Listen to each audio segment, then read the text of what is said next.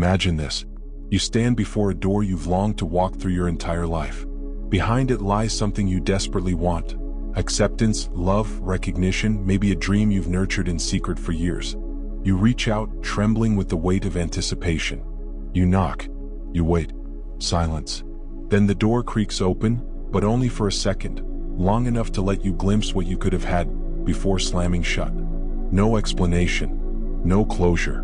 Just rejection. That word, that feeling, is sharp. It's cold.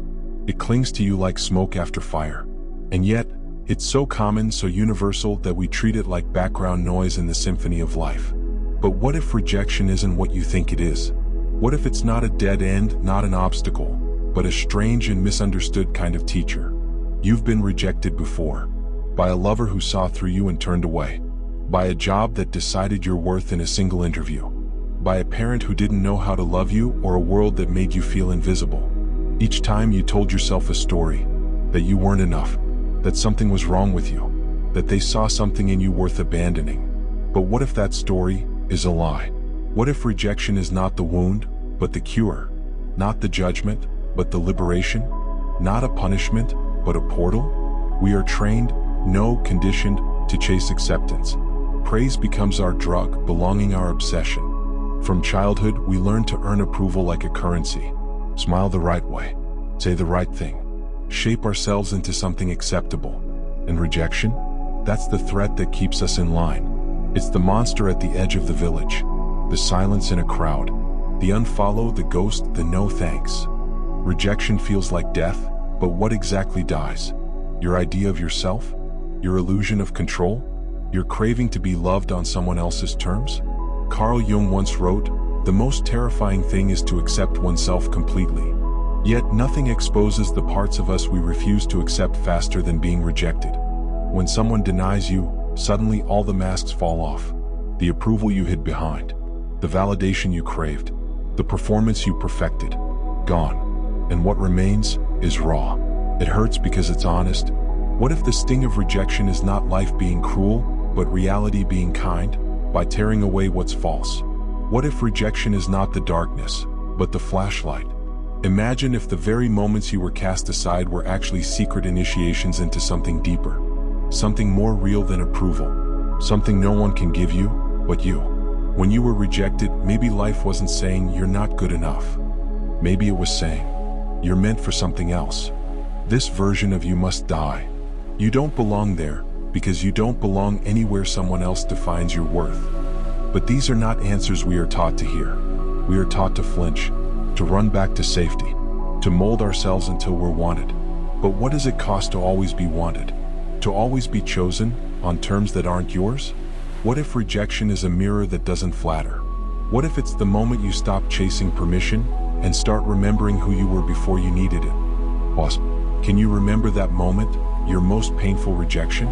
Replay it in your mind. Feel the cold burn of it. Now ask yourself, what changed in you afterward? Not the story you told others. Not the mask you put on. What really changed? Did a fire ignite? Did you begin to question the rules you've been obeying? Did a voice inside you whisper, maybe for the first time, maybe they were wrong about me? And if they were wrong about you, have you ever considered you might be wrong about you too? This isn't about comfort. This is about truth. And truth doesn't always arrive with flowers. Sometimes it arrives with a slammed door and silence. And behind that silence is something ancient, something sacred, something most people will spend their entire lives avoiding. Rejection is not what you think it is. It is not the enemy. It is not the end. It is the beginning of something no one else can define but you. But what exactly is it? Why does it hurt so much? What does it reveal and conceal? And what hidden power lies at the core of this most dreaded experience? To answer that, we must go deeper into the dark machinery of the human psyche, where rejection doesn't just live, it rules. Rejection at its core is not merely about being turned away. It is about being seen and dismissed. That's what makes it cut so deep. It's not the absence of connection that wounds us, it's the presence of judgment. Why do we fear it so much? Why does a single no linger longer in memory than 100 yes? Why does the pain feel existential, like something sacred inside us has been denied? Because rejection touches the most ancient parts of us. The primal, psychological wiring that associates exclusion with death. To be cast out from the tribe centuries ago meant one thing: you would not survive. Our nervous systems haven't caught up with modern life. The same circuits that once scanned the savannah for lions now scan social media for likes. The same limbic alarm that flared when we were alone in the dark now goes off when a message is left on read. And when that alarm rings, we don't just feel sad, we feel unworthy, disconnected, unseen. Carl Jung would argue that rejection is not just an emotional wound, it is a message from the shadow. The shadow, as Jung describes, is the part of the psyche we repress, deny, and exile because we fear it will make us unacceptable. It contains our forbidden desires, our rage, our ambition, our authenticity. And what is rejection if not the world echoing that same suppression? They don't want you, but maybe it's not the real you they rejected. Maybe it was the version of you that you offered, thinking it was the most palatable. What if the world is rejecting your mask, and not your essence? This is where the paradox deepens. Rejection feels personal, but it may actually be impersonal. And acceptance, which feels affirming, is often offered to the very persona that's killing your soul. Nietzsche once said, "The individual has always had to struggle to keep from being overwhelmed by the tribe." In our desperation to be chosen, we lose the parts of ourselves that are worth choosing. We sand down the edges, compromise the truth, until what remains is a diluted, neutered self, safe but dead inside. Rejection, then, is not just a social experience. It is a spiritual one. It is the moment when the world says no, and the soul whispers, yes, but only if you're listening. The modern world has taught us to fear rejection by commodifying validation. Algorithms reward sameness. Workplaces reward compliance. Relationships reward performance. Rejection is pathologized, ghosted, left unseen, unmatched. These aren't just casual terms, they're weapons. Each word reinforces the belief that our worth is conditional, provisional, fragile. Arthur Schopenhauer spoke of the will to live, an unconscious force that drives all beings to survive, reproduce, dominate. But what happens when that will becomes a will to be liked? A will to be chosen? We mutate from being striving for truth to being striving for acceptance. In that mutation, something dies. Rejection, then, is not an aberration. It is a mirror. It reveals the hidden machinery beneath our smiles, our goals, our ambitions. It exposes how much of our lives are built not on desire, but on fear. Not on love, but on appeasement. And yet we blame the world. She didn't give me a chance. They never called me back. He didn't see the real me. But what if you haven't seen the real you either? Jean-Paul Sartre believed that man is condemned to be free, that we are abandoned in a universe without inherent meaning, and forced to create our own. In this existential void, we often mistake rejection as the universe telling us we're worthless. But in Sartre's lens, it's just a void reflecting back your own refusal to define yourself. What makes rejection unbearable is not the act itself, but the meaning you assign to it. You think, they don't love me, so I must not be lovable. But that is not truth. That is interpretation. And here's the dangerous twist. Most people don't reject you. They reject their own discomfort with your truth, your depth, your difference. You speak honestly and they say, too intense. You ask for more and they say, too needy. You set a boundary and they say, too difficult. So you soften, you shrink, you censor, and still they reject you. Which leaves only one possibility: the rejection was never about you. But the damage has already been done. From the moment we internalize that pain, we begin building psychological fortresses, defense mechanisms, a distorted identity shaped around never feeling that again. We people please, we perfectionize, we withdraw. We become the version of ourselves most likely to avoid rejection, and least likely to feel alive. This is the hidden problem. We think rejection is an event, but it's a system, a pattern, a loop that recycles our trauma and calls it personality. Rejection is not just what they did to you. It's what you continue doing to yourself after they're gone. You stop applying. You stop opening up. You stop trying. And all the while the shadow waits, watching, knowing, whispering. This isn't who you are. But to confront that shadow, to reclaim what rejection has buried, you must go deeper still. Because beneath the fear of rejection is a darker fear. What if I step into who I truly am, and they still walk away? What then? That's the question you've avoided all your life. And that's where the power of rejection truly begins. But before we get there, you must understand how far the damage goes, how deeply this force shapes your mind, your choices, and even the society you live in. Because the consequences of rejection are everywhere, and they are not what you think. You felt it, that quiet voice telling you not to try, that hesitation right before you speak your truth, that deep, gnawing fear that if you show who you really are, they'll leave. Or worse, they'll stay but never truly see you. Rejection isn't just a wound, it's a mold, a silent sculptor shaping who you become when no one is watching. You don't notice the moment it happens, but over time, you begin to contort. You become someone designed not to live, but to avoid pain. And in doing so, you trade freedom for safety, authenticity for approval, expression for silence. But here's the tragedy. The fortress you build to protect yourself from rejection becomes your prison. Let's talk about the unseen consequences. 1. The rewired brain, rejection, and the neurological trap. Your brain doesn't distinguish between emotional pain and physical pain.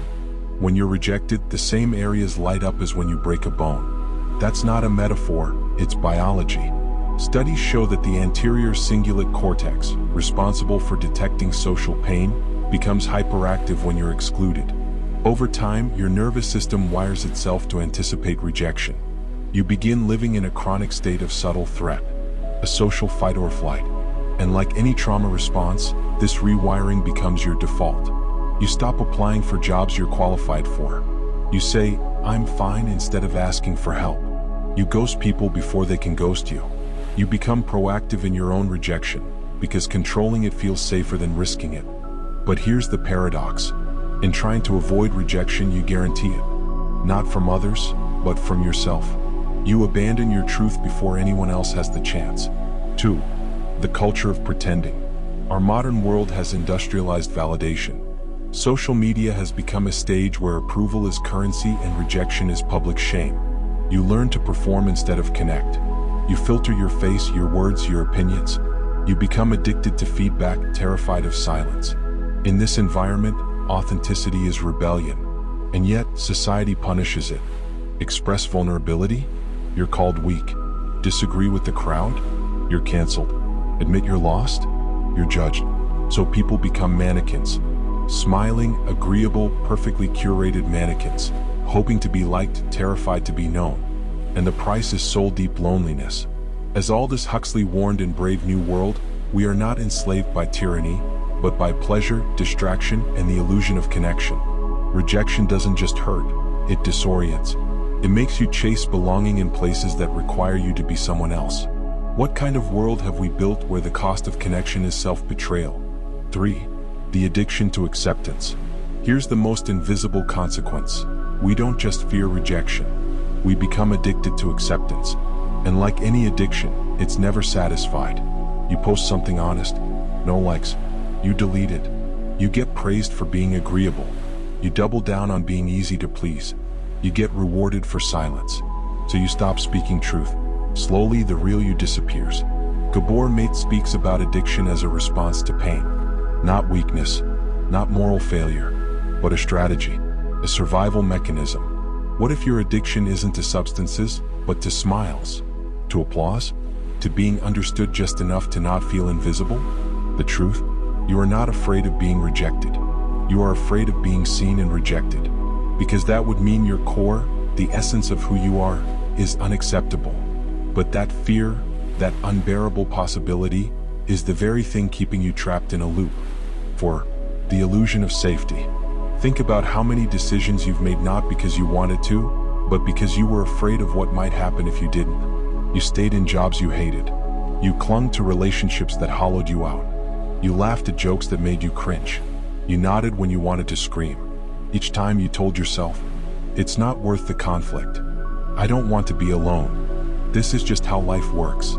But underneath, a quieter voice whispered, "What if I stood my ground and lost everything?" This is the hidden cost of rejection. You don't even need to be rejected anymore. The threat is enough. It hangs over your every move, dictating your voice, your dreams, your sense of what's possible. You begin to confuse survival with living. But here's the deeper truth. Every time you avoid rejection, you reject yourself. You outsource your worth. You compromise your soul. And yet, you can feel it, can't you? That sense that something is missing. That your life, even if successful, feels strangely hollow. That you're surrounded by people but feel more alone than ever. This isn't just a personal struggle. It's a collective sickness. A society built on shame. On performative vulnerability. On curated perfection. A world where everyone is silently asking, if I show you who I really am, will you still want me? But what if everything you've believed about rejection is a lie? What if the pain is not a punishment, but an invitation? What if the no wasn't the end, but the beginning? Somewhere inside you know this. You feel the weight of a life half-lived. You sense the price of staying silent. You remember moments when you told the truth and felt alive even if it hurt. That aliveness is your compass. And rejection might be the only thing sharp enough to carve away everything that isn't you. But to find that power, to use rejection as a weapon of liberation instead of wounding, you must do something radical. You must rebel. Rebellion doesn't always look like fire and fury. Sometimes rebellion is quieter. It's the moment you don't laugh at the joke. It's the moment you speak when your voice shakes. It's the moment you look rejection in the eye and say, so be it. Because here's the radical truth most people will never tell you. Rejection is not the enemy. Rejection is the doorway to authenticity, to strength, to freedom. But walking through that door demands war, not against others, against everything inside you that learned to kneel when you were meant to rise. 1. Redefining rejection, not a wall but a filter. What if rejection isn't proof you're not good enough, but a filter removing what's not meant for you? Think about it. Every time someone says no to the real you, they're making space. Space for the right ones to say yes. Space for your life to become something real. But that only works if you show up honestly. You can't be loved for who you are if no one ever meets who you are. You must become willing to lose things that were never truly yours. Jobs, friends, opportunities, relationships. All because they were built on your performance, not your truth. As Carl Jung wrote, the privilege of a lifetime is to become who you truly are. But that privilege will cost you. The masks, the safety nets, the fake smiles. You will lose things, but what you gain is everything. 2. The power of conscious exposure. The only way out is through. The more you avoid rejection, the more it controls you. So here's the counterintuitive move. Run toward it. Expose yourself to it. Not recklessly, but deliberately. Tell the truth even when it's inconvenient. Create something that reflects your soul, not the algorithm. Ask for what you want even when it might not be given. This is psychological conditioning. The more you face rejection, the more your nervous system learns it won't kill you. You stop flinching. You start living. Every no you survive makes you stronger. Every moment of silence after vulnerability is sacred. Proof that you didn't betray yourself just to belong. And over time, the pain becomes your compass. You no longer avoid what hurts. You follow it, because you know what lies on the other side. 3. The philosophy of resistance. Nietzsche, Sartre, and becoming. Friedrich Nietzsche believed suffering wasn't just a part of life, it was necessary for becoming. He wrote, one must still have chaos in oneself to be able to give birth to a dancing star. What is rejection but controlled chaos? A violent breaking of comfort. An invitation to rise again, this time unmasked. Jean-Paul Sartre took it further. He said we are condemned to be free, meaning we are responsible for everything we become. There is no fate, no predetermined self, only choice. And what we choose in the face of rejection defines us. So you have two options: be shaped by rejection and fear, or use it as resistance training to become indestructible. Choose the second. For transforming the shadow. Carl Jung taught that the shadow is everything we refuse to see in ourselves. And often, the reason rejection hurts so much is because it exposes that shadow. Rejection is a mirror. It shows you the wounds you thought were buried. The need for approval. The hunger for validation. The fear of abandonment. But instead of turning away, what if you stared back? What if you made peace with your shadow? Not by fixing it, but by holding it? You begin to reclaim the parts of you you've disowned. Your intensity, your sensitivity, your rage, your creativity. And in doing so, you become whole. Not perfect, not invincible, but whole. And wholeness is the most terrifying thing you can offer a world addicted to performance. 5. You were never meant to be liked by everyone. Let this be your war cry. You were not born to be understood by everyone. You were not made to shrink so others could feel tall. You were not meant to tiptoe through life avoiding sharp edges. You were meant to feel deeply, to risk, to burn bright, and yes, to be rejected. Because the people who change the world aren't the ones who play it safe. They're the ones who show up as they are and let the world sort itself around them. Gabor Maté once said, "The question is not why the addiction, but why the pain?" The same applies here. Don't ask, "Why does rejection hurt so much?" Ask, "Why did I learn to fear being unseen?" The answer will change everything. You've been told that rejection is failure. But what if it's initiation? What if every no is the universe sculpting you into someone stronger than your past? This is your rebellion. Not against people, not against systems, but against the smallness you were trained to accept. Start saying the things you're afraid to say. Start creating the things you want to see in the world. Start living in a way that terrifies your old self. Because that wild, untamed authenticity is who you were before the world told you to be polite, pleasing, and small. And they will reject it. Let them. Because in every rejection you are becoming free. There comes a moment, often after the dust of loss settles, after the ache fades into quiet, when you realize rejection never broke you, it revealed you, not just to others, to yourself. You see now that rejection wasn't the enemy.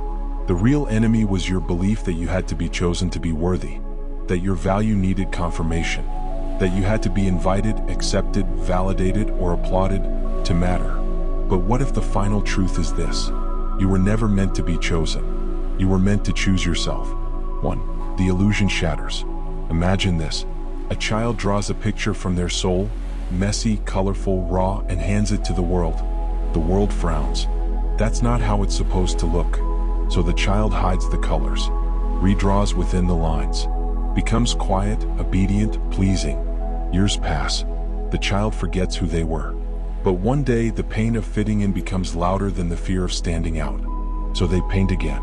This time they don't ask for applause. That's when the illusion shatters. The illusion that worth is something to be earned.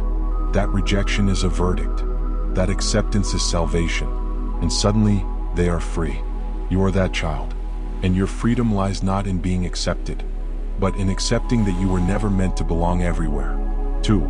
The gift inside rejection. Here's the deepest paradox. The thing you feared most, being rejected, is the very thing that made you real. Rejection strips away the inessential. It burns the mask. It forces clarity. Every door that closed made you ask better questions. Every silence taught you how to listen. Every no shaped your resilience like fire shapes steel.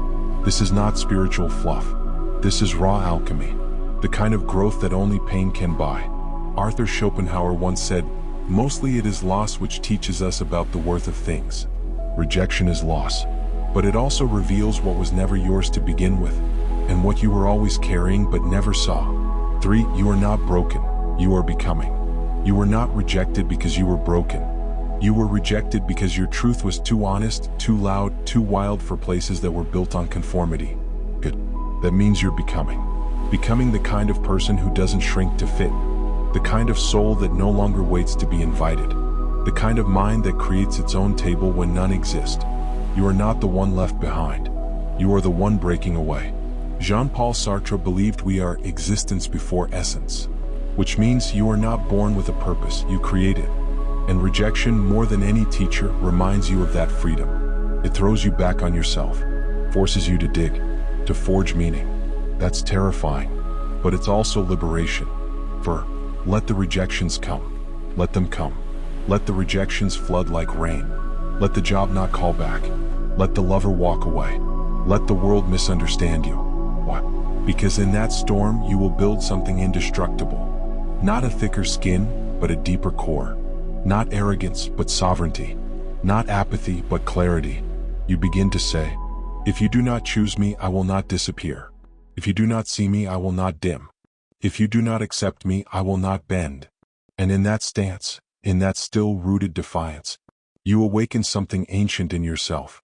The self that existed before fear, before conditioning, before rejection had a name. 5. the soul's homecoming. This is the hidden power of rejection. It brings you home. Home to your voice. Home to your truth. Home to the self you buried to survive. Carl Jung wrote that only the paradox comes anywhere near to comprehending the fullness of life. And the paradox is this: rejection hurts because we want to belong. But only by facing rejection do we truly belong to ourselves. You no longer need everyone to stay, because you are no longer abandoning yourself. You no longer need validation, because you have become your own witness. You no longer fear the no, because you know now, every rejection is also a redirection toward your true path, your true people, your true purpose. 6.